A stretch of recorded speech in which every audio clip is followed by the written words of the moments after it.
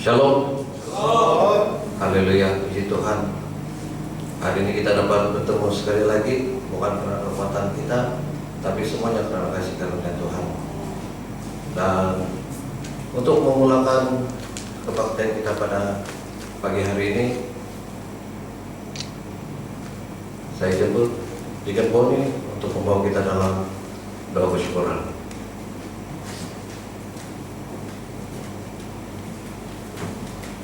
Haleluya. Mari kita berdoa. Bapa di surga yang dikenalnya dalam nama Tuhan Yesus Kristus, pada pagi hari ini kami sungguh mengucap syukur terima kasih kepadamu karena kasih anugerah-Mu, kasih karunia-Mu, kami telah dimungkinkan untuk sampai ke tempat ini. Bukan karena kuat gagahnya kami, tapi semua karena kasih-Mu yang begitu besar pada setiap pribadi kami. Kami sungguh bersyukur ya Bapa, kalau pagi hari ini kami masih bernapas, semua itu karena dimungkinkan oleh kasih-Mu yang besar, sehingga kami dapat menikmati hari yang baru ini. Kami percaya Bapa, sebelum kami memulai ibadah kami pada pagi hari ini, kami percaya Bapa, tangan-Mu yang kudus, darah-Mu yang kudus sudah menaungi gedung ini, malah Roh-Mu saja yang berkarya di tempat ini ya Bapa. Kami percaya ya Bapa, puasa-puasa yang lain tidak ada dapat mengganggu sepanjang ibadah kami pada pagi hari ini. Karena kami percaya kuasa-Mu yang dahsyat menaungi tempat ini, malah pribadi kami di dalam penjagaan-Mu. Dan kami juga menyerahkan ya Bapa, di mana saja ibadah-ibadah yang sedang berjalan pada pagi hari ini, di mana saja ibadah itu sedang berlangsung, semada mereka berada di tengah laut, di atas bukit, padang pasir, tengah hutan, di mana saja ya Bapa, pasti keputusan-Mu menyertai mereka dan menyertai di mana saja ibadah yang berlaku pada pagi hari ini. Dan kami yang ada di sini ya Bapa, kami serahkan sepenuhnya dari permulaan hingga akhirnya ibadah kami pada pagi hari ini dalam tangan-Mu.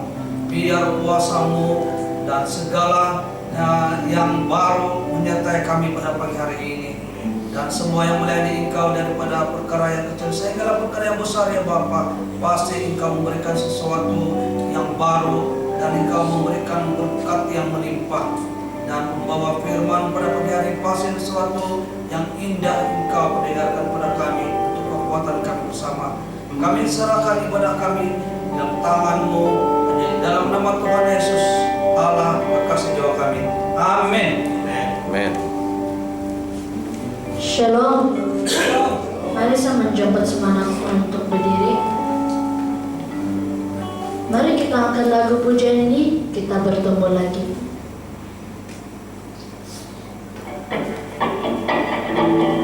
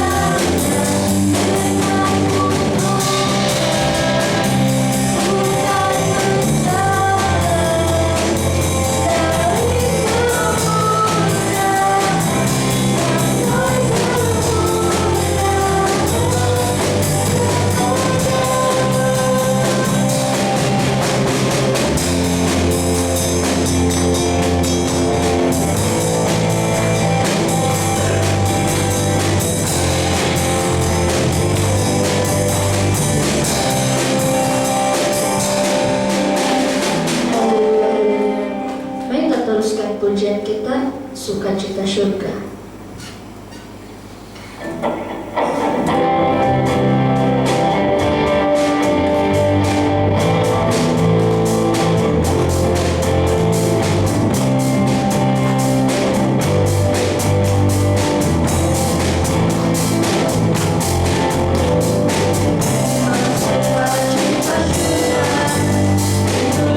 Kekuatan bagi jiwa, rasa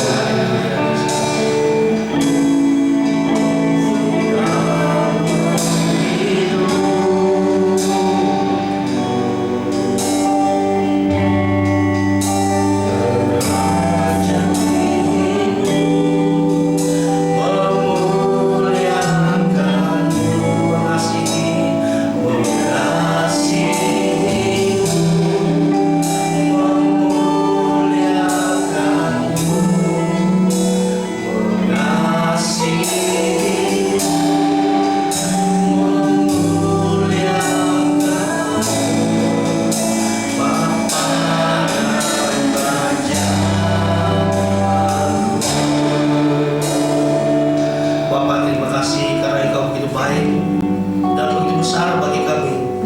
Sehingga pada saat ini Tuhan kami dapat berkumpul di tempat ini karena satu nama, yaitu Yesus Kristus, yang memberikan kemenangan, yang memberikan kemurahan, yang memberikan kasih anugerah, kasih karunia yang begitu besar kepada kami semua, hingga akan kami layak menikmati, menerima dan menikmati segala berkat daripada-Mu. Terima kasih Tuhan karena kebaikan-Mu yang tidak boleh diperkatakan dengan kata-kata kami, karena begitu besar akan sanjungan Tuhan Yesus, yang begitu besar akan karya-Mu di dunia ini. Dan kami yang anak-anak-Mu bersyukur, berterima kasih karena kami memiliki Tuhan Yesus Kristus yang begitu besar dalam hidup kami. Terima kasih Tuhan karena semuanya kasih karunia-Mu yang begitu besar. Terima kasih Bapa. Dalam nama Tuhan Yesus kami sudah berdoa. Amin. Baik, shalom saudara-saudara yang dikasihi dalam nama Yesus. Oke, kita bersyukur pada Tuhan karena sekali lagi kita dapat bersama-sama bagi menikmati kasih anugerah Tuhan. Oke, baik, saya percaya bahwa firman Tuhan yang saya mau sampaikan ini adalah satu karya yang sangat indah, karena dia berlaku setiap dalam pribadi kita dan kita menikmati dengan penuh sukacita. Firman Tuhan yang saya tema ataupun tajuk yang saya bawakan pada hari ini itu kemurahan Tuhan. Kemurahannya yang tidak dapat kita perkatakan dengan kata-kata, karena kemurahannya yang begitu besar memberikan kita impak yang besar, bahwa kita dapat melakukan, kita berjaya, kita menikmati semuanya karena kasih anugerah Tuhan yang begitu besar. Kalau Tuhan kita Yesus Kristus ini, Dia memiliki kemurahan yang luar biasa. Dia memberi dan Dia tidak keterbatasan Dia memberi. Tetapi kalau pemimpin di dunia ini, walaupun sungguh pun orang itu dermawan, sungguh pun orang itu orang kaya di dunia ini, tetapi keterbatasan dia untuk memberi itu adalah terhad. Dan kita bersyukur karena kita punya Tuhan Yesus yang begitu indah, yang begitu besar, memberi kemurahan kepada kita semua tanpa Dia melihat siapa kita. Yang Dia tahu, yang kita tahu, kita adalah anak-anak Tuhan. Haleluya, begitu besarnya kasih anugerah Tuhan. Firman Tuhan yang saya membawakan pada hari ini yaitu dalam Markus 11 ayat 24 yang selalu kita dengar. Kemurahannya ada di dalam sana. Markus 11 ayat 24. Firman Tuhan berbunyi demikian. Karena itu aku berkata kepadamu, apa saja yang kamu minta dan doakan, percayalah bahwa kamu telah menerimanya, maka hal itu akan diberikan kepadamu. Amin. Nah, saudara yang dikasihi Tuhan, bahwa apa saja kata firman Tuhan, apa saja yang kamu minta, kamu doakan, kamu telah menerimanya. Walaupun belum kita melihat dengan mata kasar, tetapi di dalam nama Yesus kita sudah menerimanya. Hanya kita mau memiliki dan menikmati. Maksudnya itu pasti itu. Bukan lagi dibilang harap-harap, tiada. Di dalam Yesus tidak ada hal yang mengatakan yang harap-harap, tetapi kepastian. Karena firman Tuhan dia jelas. Apa saja yang kamu minta dan doakan, percayalah bahwa kamu telah menerimanya. Bukan dibilang nanti kamu terima, tidak. Kamu telah. Oke, saudara dikasih Tuhan. Kalau kita melihat firman Tuhan, bagaimana Musa menerima kemurahan Tuhan, bagaimana Musa dan bangsa-bangsa Israel menerima kemurahan Tuhan, sehingga kan kemurahan Tuhan yang mereka nikmati itu mereka miliki dan mereka nikmati pembebasan. Mereka menikmati satu ikatan yang telah membelenggukan orang-orang Israel selama itu. Oke, ketika bangsa Israel berada di Mesir, mereka menjadi hamba orang-orang Mesir. Mereka jadi kuli, dipukul dan di rotan untuk mereka bekerja. Dan kesengsaraan bangsa Israel itu adalah sangat jelas, sehingga kan pada suatu hari mereka berkumpul. Semua anak orang-orang Israel berkumpul yang anak tindas ini. Mereka berseru kepada Tuhan. Mereka berkata, Tuhan, kami tidak tahan sudah. Kami mau dilepaskan, kami mau keluar, kami mau lari daripada tempat ini. Tuhan mendengar seruan mereka. Dan Tuhan membawa Musa supaya Musa dapat berjumpa kepada ini kepala di sana, ketua di sana. Tapi semuanya tidak diindahkan. Jadi apa yang terjadi? Tuhan mengarahkan Musa untuk keluar pada sana, dan Tuhan telah memberikan Musa tongkat yang luar biasa. Musa membawa semua bangsa-bangsa Israel sampai ke laut. Musa mengangkat tongkatnya dan menghalakkan ke laut, dan terbelahlah laut itu. Dan di sanalah bangsa Israel dapat menyeberang. Dengan penuh sukacita mereka menyeberang. Dengan penuh sukacita mereka melalui jalan itu sehingga mereka sampai ke tebing. Dan Musa menurunkan balik ke laut, dan laut itu tertutup balik. Dan semua Mesir yang mau menyerang mereka itu mereka tenggelam semua. Dan bangsa Israel diselamatkan karena kemurahan Tuhan. Amin. Nah, Tuhan Yesus mendengar seruan kita semua, yang anak-anaknya ini, seperti mana firman Tuhan saya nyatakan tadi itu. Kan bangsa Israel tidak tahu mereka boleh keluar sana atau tidak. Tetapi mereka percaya bahwa mereka boleh keluar jika dipimpin oleh Tuhan. Mari kita lihat dalam firman Tuhan, Keluaran 14. Keluaran 14, 15, 16.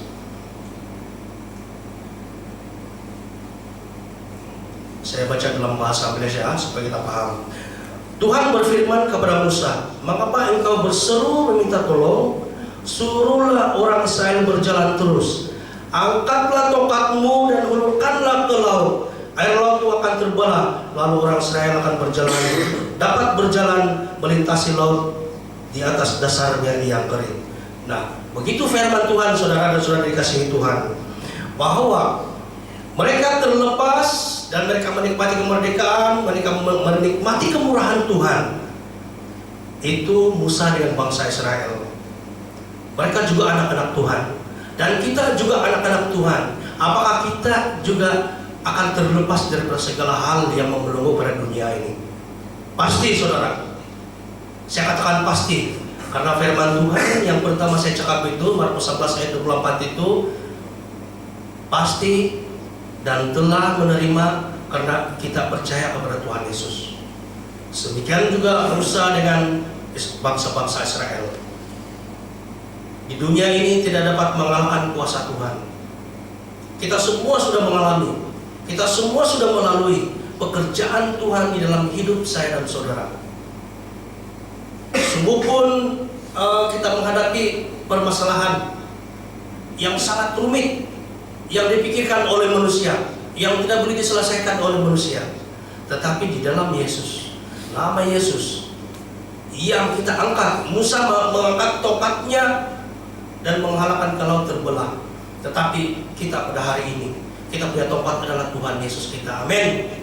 Kita mengangkat, menjulang nama Yesus, kita mengangkat Yesus dalam hidup kita, dan terselesailah segala hal-hal dalam kehidupan kita.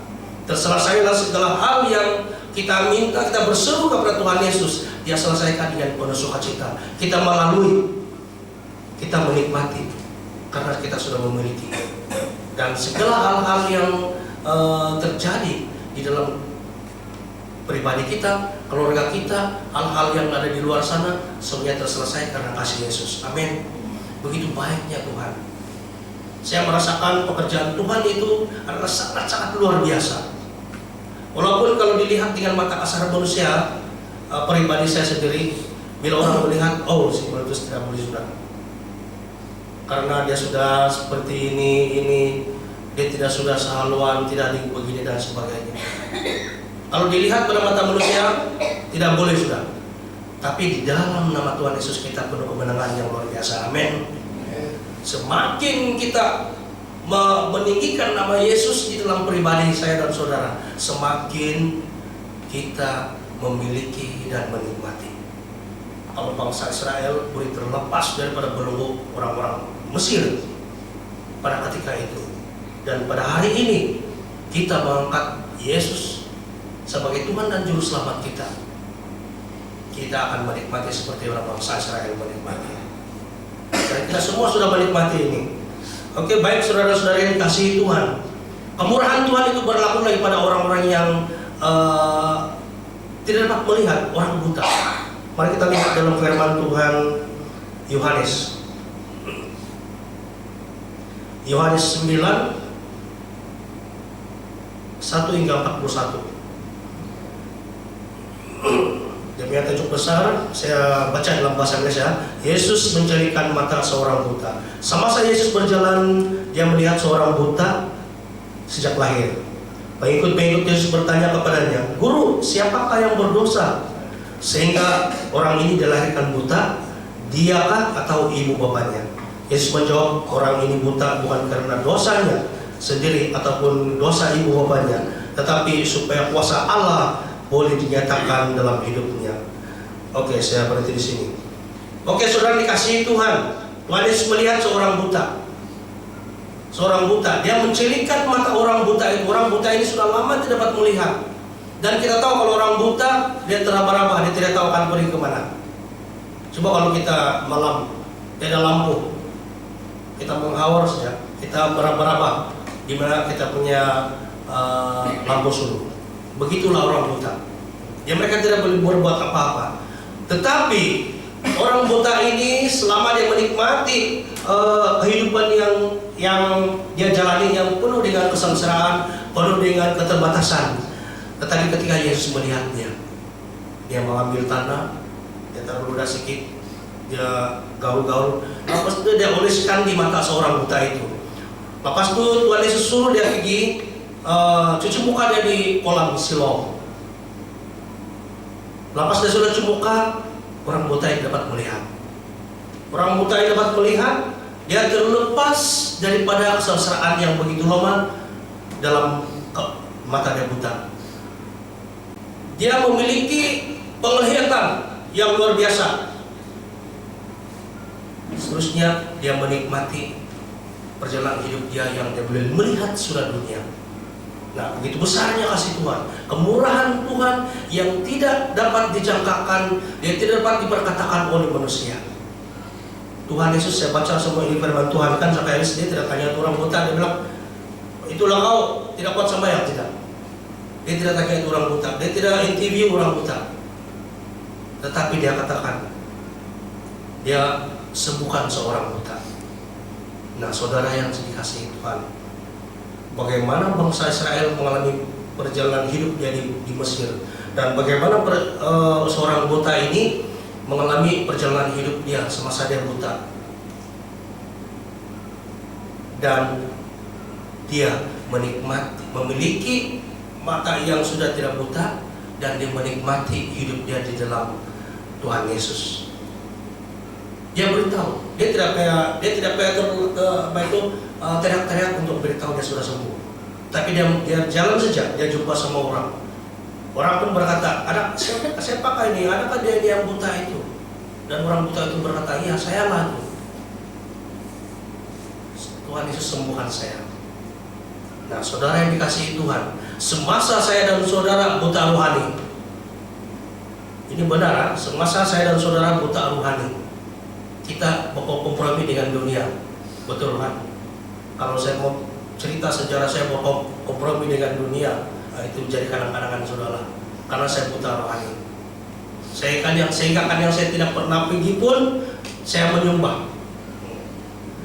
Begitu besarnya kasih Tuhan kepada saya. Ketika di saat saya teraba-raba dengan dunia, Tuhan tangkap saya. Tuhan celikkan mata rohani saya. Bukan lagi saya pandang kepada dunia, tapi dia celikkan kepada mata rohani saya kepada firman Tuhan.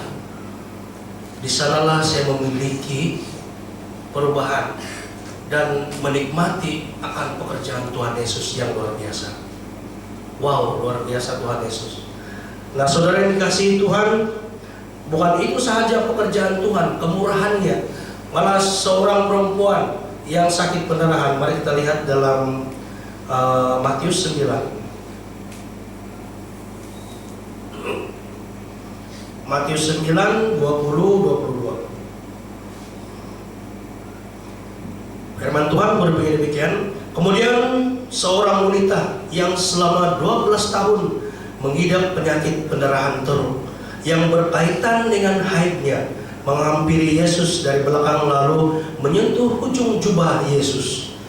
Wanita itu berkata dalam hatinya, ini sebelum dia pegang jubah Yesus, dia berkata dalam hati dia katakan begini, asal saja aku menyentuh jubah Yesus, tentu aku akan sembuh. Amin. Dan Yesus berpaling dan nampak perempuan itu. Yesus berkata kepadanya, teguhkanlah hatimu anakku, karena kamu percaya kepadaku, kamu sembuh. Pada ketika itu juga wanita itu sembuh. Amin.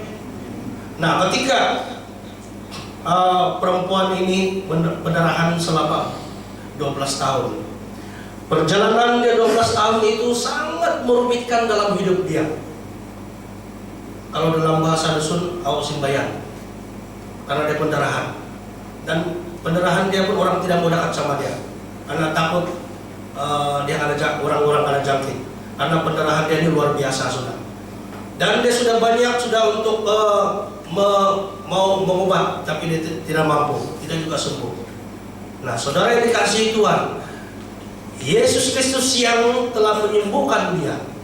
Yesus belum tumpang tangan lagi ya, baru dia perempuan itu mempunyai iman, percaya pada iman Yesus. Dia bilang, saya sentuh saja jubah Yesus, saya akan sembuh. Amin. Itu luar biasa.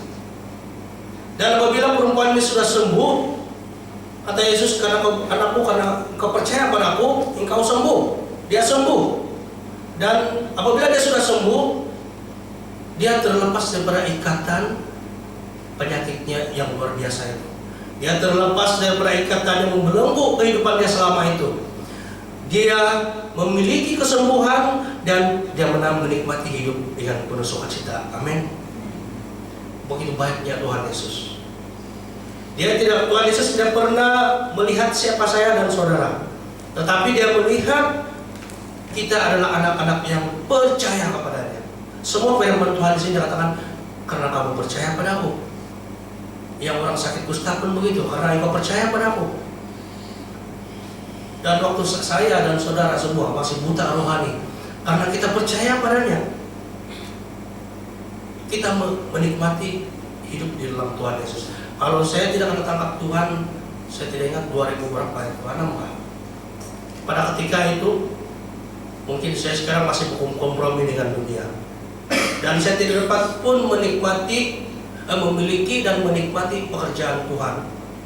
Saya dengar saja dulu, ramai hamba-hamba Tuhan, ramai anak-anak Tuhan yang datang menginjil, datang di rumah. Saya mendengar firman Tuhan, mereka baca, saya mengerti, tapi saya tidak suka, karena saya masih berkompromi dengan dunia. Tetapi pada ketika Yesus tangkap saya dan saudara, ketika itulah mata rohani kita terbuka. Apabila terbuka mata rohani, pikiran kita terbuka, cara pikir kita, cara pandang kita, cara dengar kita kepada firman Tuhan. Hari ini kita berada di sini karena kasih Yesus. Sebagai kesaksian sedikit, dengan boleh pinjamkan. Suatu ketika dulu, apabila Mas Denny suruh saya, dia bilang, saya sudah bertobat, sudah ikut dengan gereja, pimpinan Pastor Denny dengan bodi semua. Pastor Denny beritahu, tidak ada yang memimpin ini PMM. Jadi kaulah pimpin orang. Yang PMM paling tua masa itu adalah si M saja, baru tingkatan 1 ke 2. Kecil-kecil lagi yang saya jaga itu. Yang kalau macam kami mau caroling lah kan, mau bermesorat kan, berlari-lari di sana, begitulah. Jadi bagaimana saya kawal mereka? Bagaimana Tuhan tolong saya? Dan yang paling saya teringat sampai sekarang, sehingga Tuhan panggil saya adalah si Eng sama si Eko. Mereka baru tahun berapa? Ingat saya tahun 2 atau tahun 3. Begini tinggi mereka dua. Jadi mereka biasa panggil saya Cip. Dia bilang, kami sini dalam gereja sudah itu. Masa kami latihan nggak apa? Dia bilang, kami duduk di sini lah depan. Dia bilang, Cip, bolehkah kasih tahu dari saya? Dia bilang, saya depan. Saya bilang, kenapa? Semau kami mau bawa dia pergi sembahyang lah. Oh, saya bilang, tidak susah. Kita berdoa saja. Mari kita berdoa. Kami berdoa lah 3 orang itu. Amin. Terus saya beritahu dengan mereka. Kita sudah berdoa dan kita percaya bahwa satu hari nanti itu rencana Tuhan. Kamu melihat dari kamu di sini depan. Kamu melihat dia akan bermain musik, sebab dia boleh main musik. Dan kamu akan melihat dia akan melayani mimbar, menyampaikan firman Tuhan. Dan kamu melihat dia memimpin kamu, memimpin gereja ini. Nah, saudara yang dikasihi Tuhan, Tuhan Yesus itu tidak pernah berubah. Dan doa, macam mana firman Tuhan saya katakan dari Markus 11 ayat 24 itu, percayalah bahwa apa saja yang kita minta, doakan itu, kita telah menerimanya. Dan hari ini Deacon Frederick menyampaikan firman Tuhan. Begitu besarnya kasih Tuhan, yang tidak pernah terbatas, yang tidak pernah terpikirkan oleh manusia.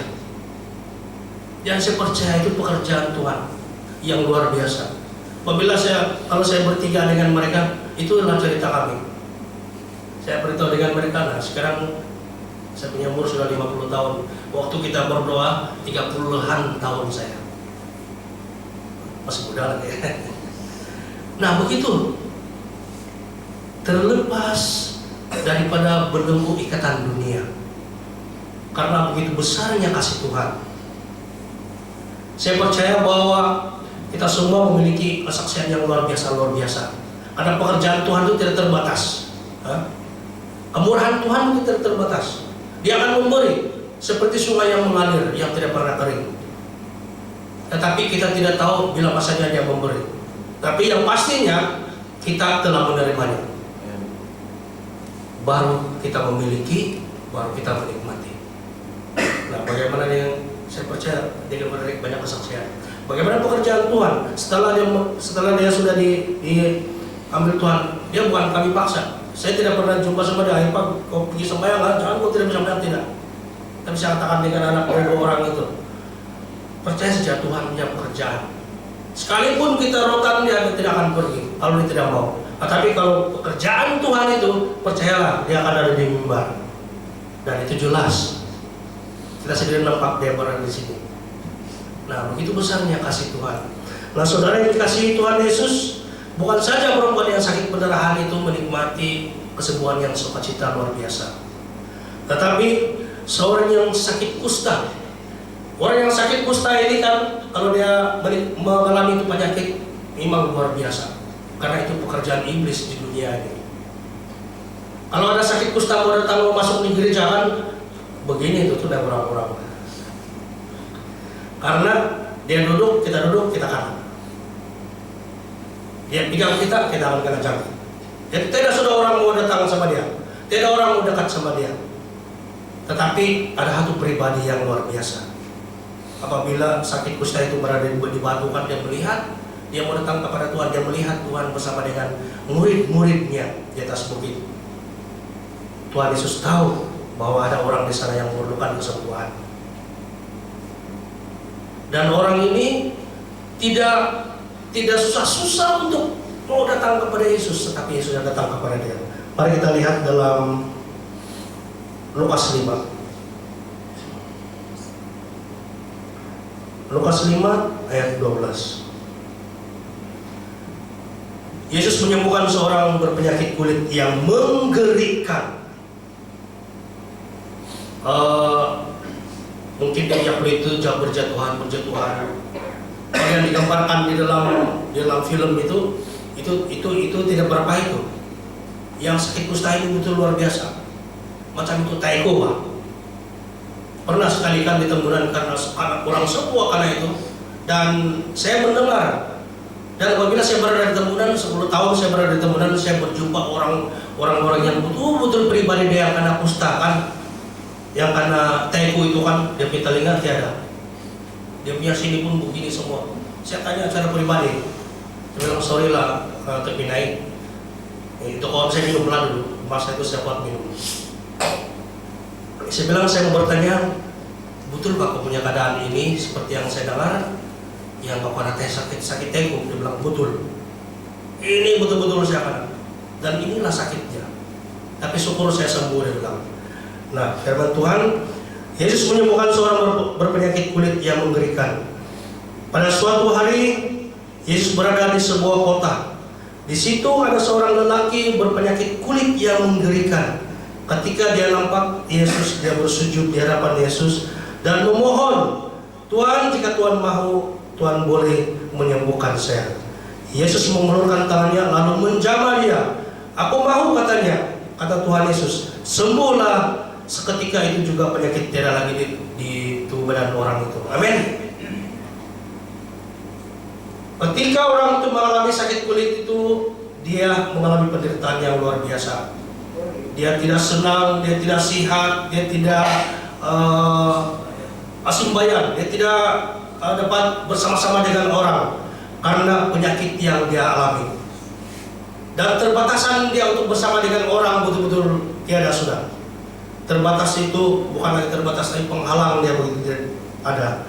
Tetapi ketika Tuhan Yesus melihat dia berjumpa dengan Tuhan Yesus, dia sujud di hadapan Tuhan Yesus, dan Tuhan Yesus dengan penuh kemurahannya menjamah dia dan dia sembuh. Amin. Orang itu sembuh. Dan ketika dia sembuh itu, ketika Tuhan Yesus jamah dia sembuh, dia memiliki kesembuhan. Amin. Lepas itu dia menikmati kehidupan yang sempurna. Tidak ada lagi orang ejek-ejek dia, tidak ada lagi orang yang tidak mau bersama dengan dia. Malah orang datang kepada dia, bagaimana kau sembuh? Bagaimana kau punya sakit kulit itu boleh hilang? Nah, begitu kebesaran Tuhan. Macam juga saya duluan, waktu saya bertobat, terima Yesus sebagai juru selamat saya. Dan ada orang beritahu dengan saya bahwa saya ini kuat minum, anak-anak. Dari kuat minum. Dia bilang itu orang, kalau si meletus bertobat, boleh tahanlah dia. Saya tidak percaya dia boleh bertobat. Habis kaki dulu. Tetapi saudara yang dikasihi Tuhan, ketika saya dan saudara dijamah oleh Roh Kudus, pimpinan Tuhan Yesus, kita akan terlepas daripada belenggu ikatan dunia, dan kita memiliki kasih anugerahnya, dan kita menikmati perjalanan hidup yang luar biasa. Wow, begitu baiknya Tuhan.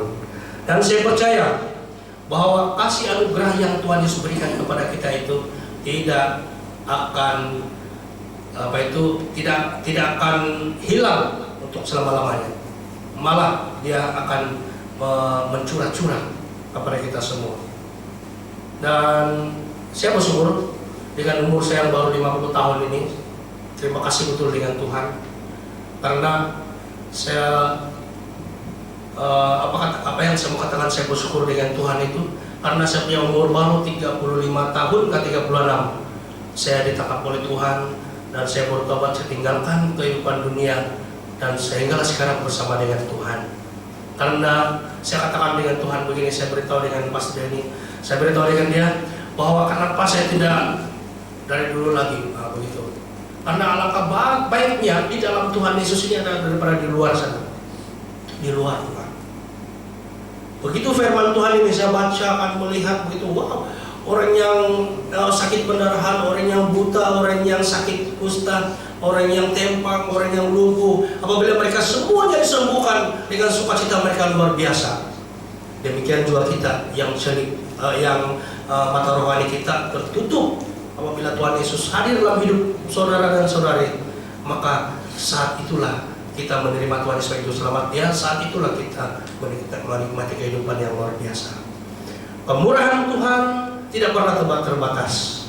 Karena itulah saya pegang firman Tuhan, Saya tidak pernah lupa ini, saya pikir itu firman Tuhan yang Markus 11 ayat 24 itu.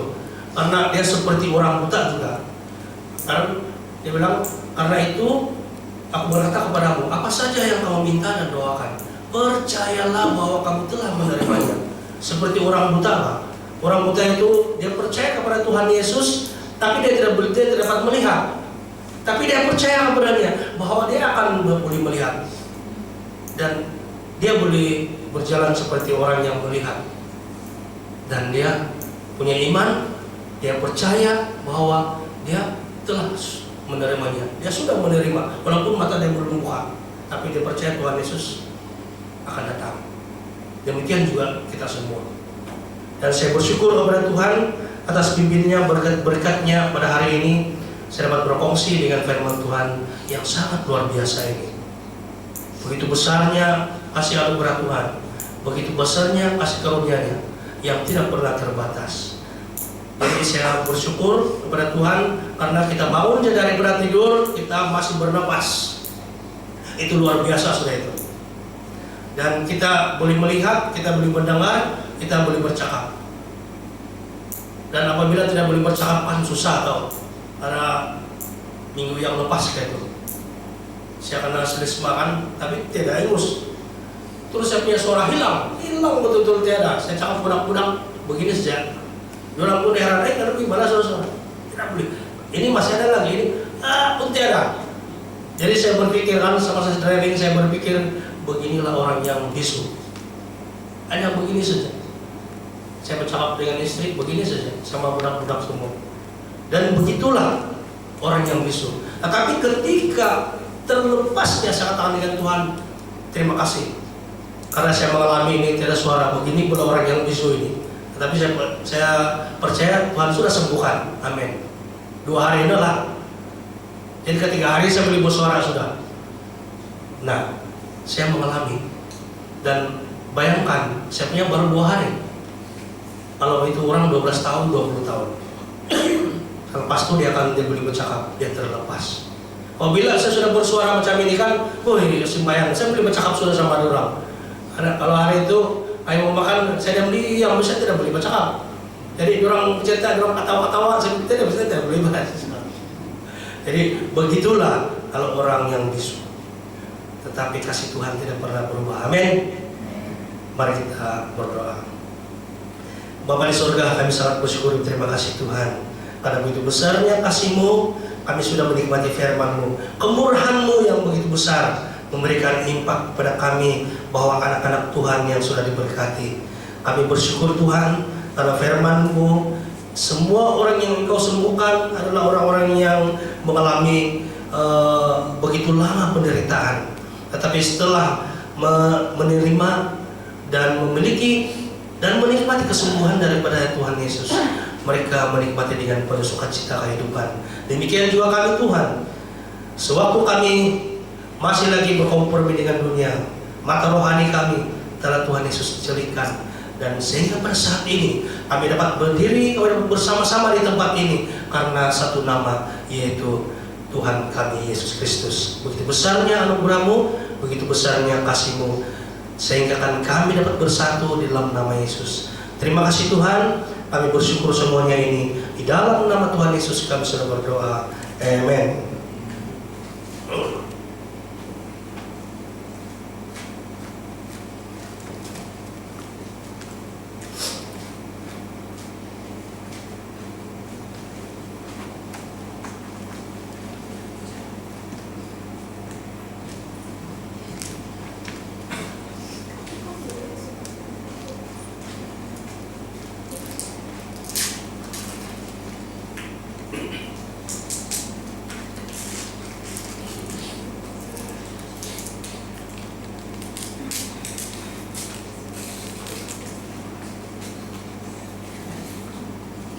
Mari kita menikmati perjamuan kudus, yaitu peringati akan Tuhan kita Yesus Kristus yang begitu besar, begitu baik, begitu indah bagi kita. Karena perjamuan kudus ini adalah sesuatu yang sangat indah. Ketika kita mengalami sakit penyakit, perjamuan kudus kita ambil, kita nikmati, kita menerima kesembuhan yang luar biasa. Mari kita berdoa. Bapa di surga, kami sangat bersyukur, terima kasih Tuhan, ruang dan peluang kami anak-anak Tuhan menikmati perjumpaan terus yang luar biasa pagi ini. Karena kami tahu Tuhan ini memperingati akan Engkau yang telah mati di kayu salib dan bangkit memberi kemerdekaan kepada kami. Dan di saat perjumpaan kudus ini berlaku dalam hidup kami Tuhan, kami percaya segala yang kami alami dalam hidup, dalam fisikal kami sudah Tuhan selesaikan semuanya dan kami nikmati dengan penuh sukacita. Mari kita angkat roti. Sebab apa yang telah kuteruskan kepadamu telah aku terima dari Tuhan, yaitu bahwa Tuhan Yesus pada malam waktu ia diserahkan mengambil roti, dan sesudah itu ia mengucap syukur atasnya, ia memecah-mecahkannya dan berkata, inilah tubuhku yang diserahkan bagi kamu, perbuatlah ini menjadi peringatan akan aku. Mari kita makan bersama-sama.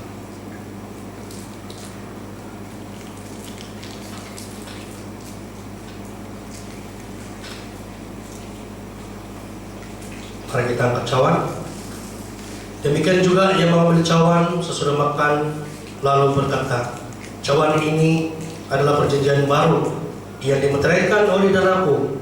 Perbuatlah ini setiap kali kamu meminumnya, dan menjadi peringatan akan aku. Sebab setiap kali kamu makan roti ini dan minum cawan ini, kamu memberitakan kematian Tuhan sampai Dia datang. Mari kita minum.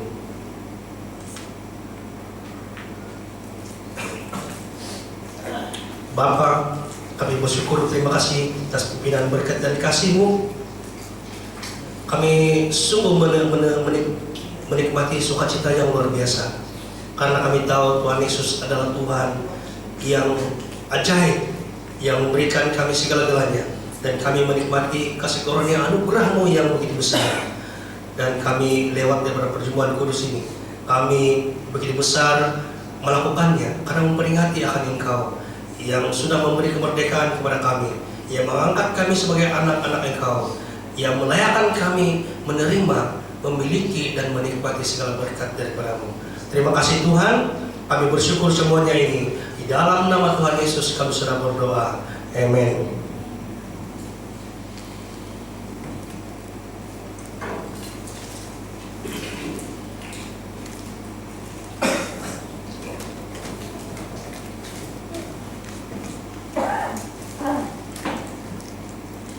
Haleluya, haleluya.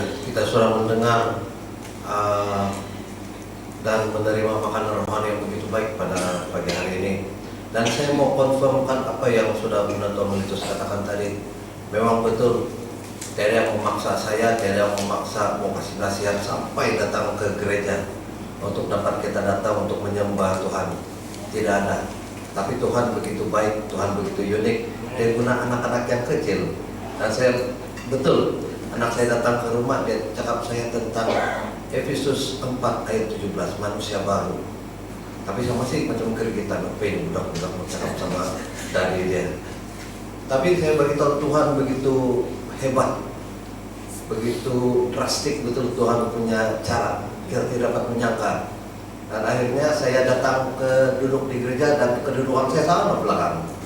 Saya duduk di belakang dengar-dengar, dan terus terang tidak ada yang dikasih tahu saya, ingat sumpah yang betul-betul begini, tidak. Apabila saya duduk di belakang sana, saya sendiri saya tersungkur apabila sebab lagu ataupun doa, sebenarnya lagu pun sebenarnya adalah doa.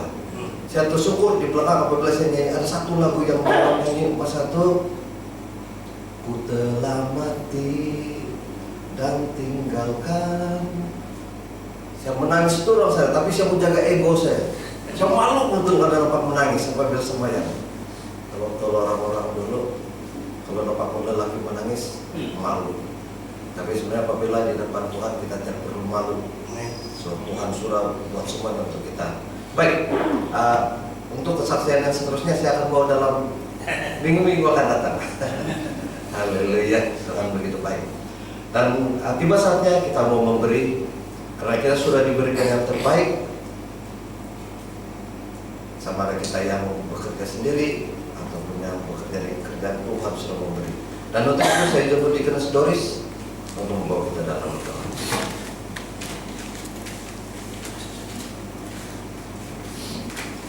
Mari kita berdoa. Bapa dalam kerajaan surga, kami mengucap syukur Tuhan karena kemurahan-Mu, kasih karunia-Mu yang memampukan kami dan melayakan kami untuk menerima berkat-berkat yang Tuhan sudah berikan di dalam kehidupan kami. Engkau sudah memberkati pekerjaan kami Tuhan, di mana saja kami berada. Dan pada hari ini Tuhan Yesus, apa yang sudah kami lakukan, apa yang sudah kami terima, hasil daripada berkat-Mu, kemurahan-Mu, kemampuan yang Kau berikan kepada kami dalam setiap pekerjaan kami Tuhan, kami kembalikan dengan pengucapan syukur dalam bentuk keuangan untuk pembangunan gereja-Mu. Terima kasih ya Bapa di surga, dan Engkau terus memberkati mereka yang bertanggung jawab di dalam memegang amanah keuangan ini Tuhan. Tuhan memakai dan mengguna pakai mereka untuk terus dapat bersama-sama membangun gereja ini dengan lebih aktif, dan juga Tuhan memberkati juga mereka yang menjalankan persembahan pada hari ini. Diberkati anak-anak Tuhan yang menjalankan pelayanan ini. Dalam nama-Mu Tuhan kami sudah mengucap syukur. Amin. Sementara kantung gereja diedarkan, mari kita angkat lagu pujian ini, Tuhan Yesus baik.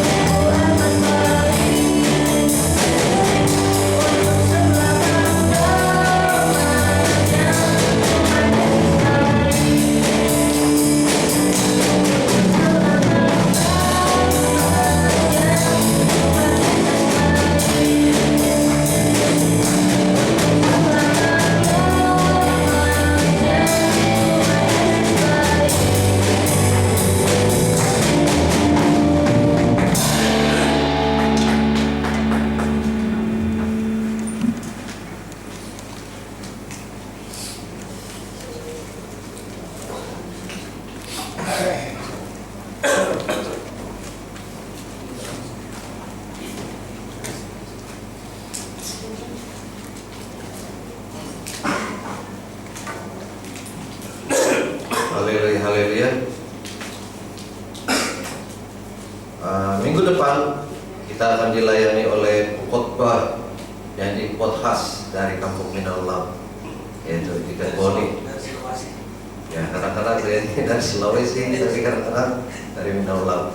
Tapi apapun, siapapun anak-anak Tuhan yang dipilih untuk menyampaikan firman Tuhan, kita tahu bahwa ada sesuatu yang selalu baru Tuhan akan berikan. Tidak pernah ada yang sama saja, mesti Dia bagikan yang terbaik. Dan kita nantikan khotbah yang akan disampaikan oleh anak yang dikasihi Tuhan di Boni pada minggu hadapan. Dan seterusnya kita sudah sampai ke akhir ibadah kita pada pagi hari ini.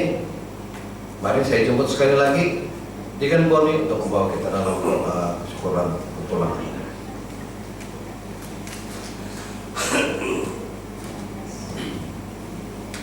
Haleluya, Tuhan, mari kita berdoa. Bapa di surga, kami sungguh bersyukur kepada-Mu karena penyertaan-Mu sepanjang ibadah kami pada pagi hari ini begitu indah sekali. Engkau sentiasa memberikan suspend dalam hidup kami, Engkau sentiasa memberikan yang terbaru dalam hidup kami. Demikian juga dengan sepanjang hari seminggu yang mendatang ini ya Bapa. pasti Engkau terus menyertai, memimpin, malah Engkau membuka jalan pada kami setiap apa yang di hadapan kami. Kami percaya kasih karunia-Mu terus menyertai dan memimpin di mana saja kami berada, secara pribadi kami dan juga semua ahli keluarga kami dan juga saudara-saudara kami. Dan kami percaya Bapa, sepanjang minggu sebelum kami dapat bertemu kembali di tempat ini, kami percaya kekuatan yang kami peroleh adalah kekuatan yang Engkau berikan sendiri, dan Engkau memampukan kami untuk menghadapi apa saja di hadapan kami, dan dalam keadaan yang sentiasa bersyukur kepada-Mu. Terima kasih Bapa, dan pasti kuasa-Mu menyertai, memimpin kami sehingga kami bertemu lagi di tempat ini pada waktu yang sama pada minggu depan. Terima kasih Bapa, kami kembalikan ucapan syukur, hormat dan kemuliaan hanya dalam nama Tuhan Yesus Kristus Allah kami. Amin. Haleluya. Puji Tuhan.